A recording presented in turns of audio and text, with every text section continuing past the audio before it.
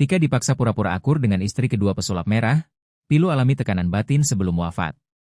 Polemik poligami pesulap merah kembali menjadi perhatian publik setelah keluarga almarhumah Tika Megalestari mengungkap fakta baru terkait kehidupan rumah tangga yang selama ini tidak diketahui publik. Salah satu hal yang disorot adalah momen ketika Tika disebut harus tampil bersama suami dan istri kedua dalam siaran langsung, yang menurut keluarga tidak mencerminkan kondisi sebenarnya. Keluarga membantah narasi keharmonisan yang sempat disampaikan ke publik. Mereka menyebut kebersamaan yang terlihat di media sosial justru terjadi di tengah tekanan batin yang dialami Tika.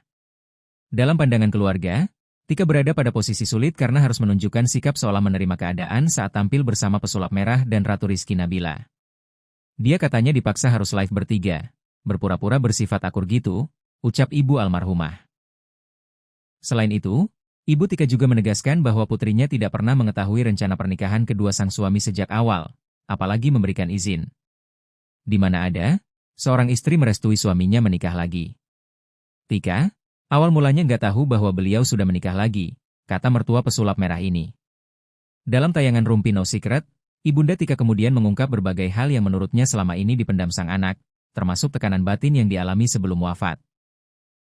Ia menyampaikan kekecewaan mendalam terhadap perlakuan Marcel Radival kepada putrinya, terutama setelah mengetahui sang menantu telah menikah lagi tanpa sepengetahuan istri pertama. Menurut sang ibu, Tika Megalestari mengalami luka batin setelah mengetahui dirinya dimadu. Terlebih kondisi tersebut terjadi saat almarhumah tengah sakit. Situasi itu disebut semakin memperberat keadaan fisik dan mental Tika di masa-masa terakhirnya. Di tengah kondisi tersebut, keluarga juga menilai pesulap merah tetap mempertahankan pernikahan, namun tidak diiringi tanggung jawab dalam rawat istri yang sedang sakit. Hal inilah yang menjadi kekecewaan terbesar bagi pihak keluarga.